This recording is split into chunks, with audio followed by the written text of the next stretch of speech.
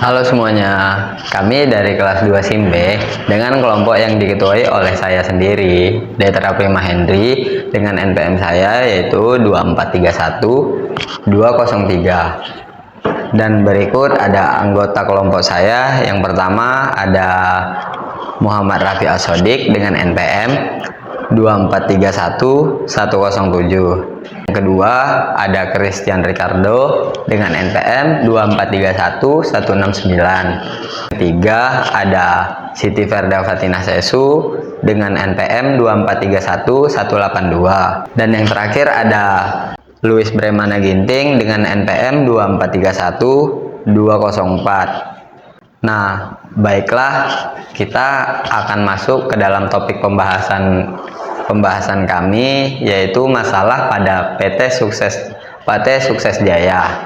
Nah, PT Sukses Jaya adalah perusahaan manufaktur subkontak yang berdiri sejak Januari 1996 dan didukung oleh sistem terintegrasi mulai dari R&D, logistik hingga produksi. Nah, untuk mendukung operasional, PT Sukses Jaya menggunakan cloud computing, sebagian kecil private cloud dan sebagian besar di public cloud. Manfaat cloud dan efisiensi biaya, peningkatan agility dan scalability. Selain cloud, PT Sukses Jaya juga memanfaatkan IoT, otomatisasi proses, mengurangi intervensi manual, serta meningkatkan efisiensi. Contohnya, sensor IoT memantau performa mesin dan memberi peringatan perawatan untuk mencegah downtime. Namun, ada tantangan yang akan dihadapi.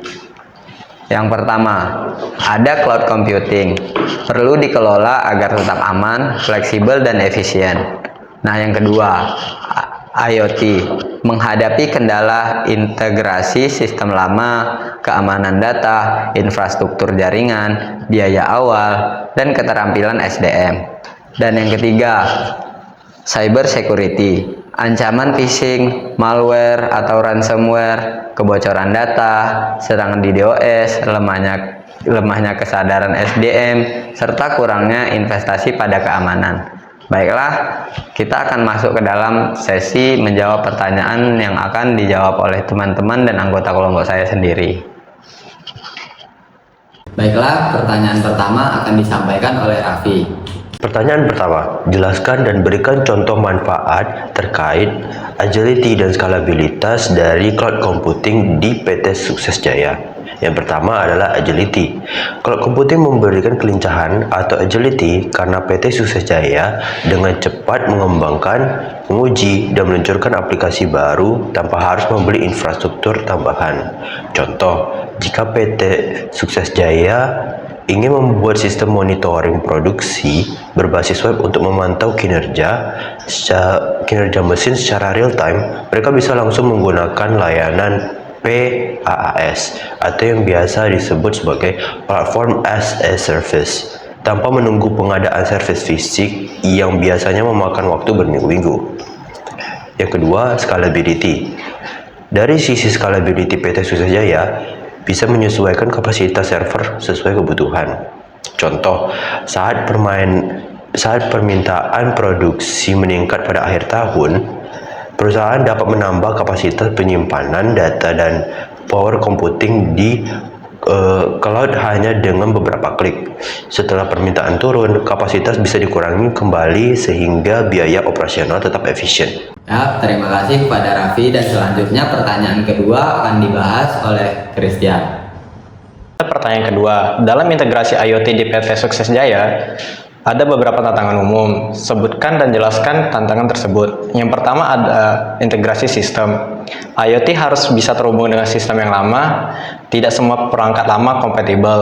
Contohnya pada mesin produksi yang lama masih manual, sulit diintegrasikan dengan sensor IoT, sehingga butuh tambahan adapter atau middleware. Yang kedua ada keamanan data. Data sensor yang dikirimkan ke cloud rawan disusupi jika tidak dienkripsi.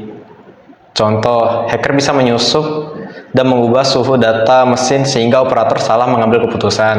Ketiga, ada keterbatasan infrastruktur jaringan. IoT membutuhkan internet stabil, contohnya jika koneksi putus, sensor suhu tidak bisa mengirimkan data real time sehingga ada resiko mesin overheat dan tidak terdeteksi. Yang keempat, ada biaya implementasi awal. Investasi awal cukup besar. Contoh, pemasangan sensor getaran, suhu, dan RFID pada seluruh mesin di pabrik butuh biaya yang besar sebelum memberikan keuntungan jangka panjang. Yang kelima, ada skill SDM. Perlu tenaga kerja yang paham IoT dan analisis data. Contoh, karyawan bagian maintenance perlu pelatihan membaca dashboard IoT untuk mendeteksi potensi kerusakan mesin. Nah, terima kasih kepada Christian. Pertanyaan terakhir akan disampaikan oleh Siti. Pada pertanyaan yang ketiga, yaitu cybersecurity adalah salah satu tantangan dalam penggunaan TI, baik di PT Sukses Jaya maupun di Indonesia. Sebutkan dan jelaskan tantangan tersebut. Baik, di sini ada 6 tantangan. Yang pertama adalah phishing dan social engineering, yang kedua ada malware dan ransomware, yang ketiga data privacy and compliance, yang keempat serangan DDoS, yang kelima kurangnya kesadaran SDM, yang keenam infrastruktur keamanan lemah. Yang pertama, phishing dan social engineering. Contohnya, karyawan PT Sukses Jaya menerima email palsu mengatasnamakan vendor, lalu mengklik link tersebut dan memasukkan username atau password. Akibat akun emailnya bakalan bisa diretas oleh yang mengaksesnya.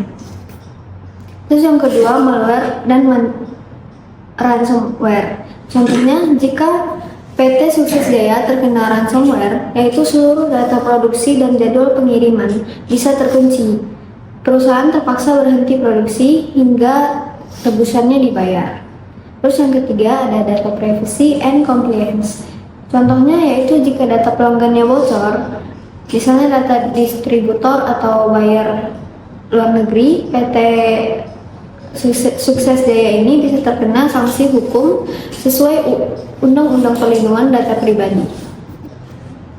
Yang keempat adalah serangan DDoS. Contohnya, website pemesanan PT Sukses Jaya bisa lumpuh jika diserang DDoS, sehingga mitra dan konsumen tidak bisa mengakses layanan.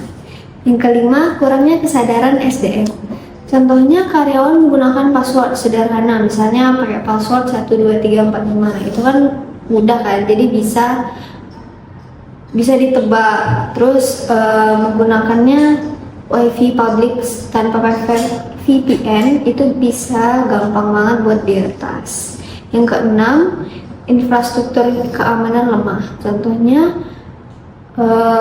hanya mengandalkan antivirus standar tanpa sistem IDS atau IPS, intrusion detection atau prevention system, sehingga sulit mendeteksi serangan cyber yang lebih kompleks. Sekian. Nah, baiklah, itu semua pertanyaan yang telah dijawab oleh teman-teman dan anggota kelompok saya. Terima kasih kepada Siti. Nah, jadi setelah pembahasan tadi, kita sudah mendapatkan beberapa poin kesimpulan, dan poin kesimpulan tersebut akan disampaikan oleh teman dan sekali anggota saya, yaitu Luis. Kali ini saya akan menyimpulkan dari jawaban yang teman saya sampaikan, yaitu cloud computing memungkinkan PT Sukses Jaya menjadi lebih fleksibel, cepat beradaptasi terhadap perubahan kebutuhan bisnis, serta menghemat biaya karena bisa menyesuaikan kapasitas infrastruktur sesuai permintaan. Implementasi IoT di PT Sukses Jaya memberi banyak manfaat, namun perlu kesiapan dalam integrasi teknologi, keamanan data, infrastruktur jaringan, anggaran, serta peningkatan skill SDM agar IoT berjalan optimal. Tantangan cyber security di PT Sukses Jaya dan Indonesia bukan hanya soal teknologi, tetapi juga faktor manusia dan kepatuhan hukum. Diperlukan kombinasi investasi infrastruktur, pelatihan karyawan, serta kebijakan keamanan data agar perusahaan tetap terlindungi. Nah, terima kasih kepada Luis. Baiklah, sekian presentasi dari kelompok saya. Terima kasih atas waktunya. See you semuanya.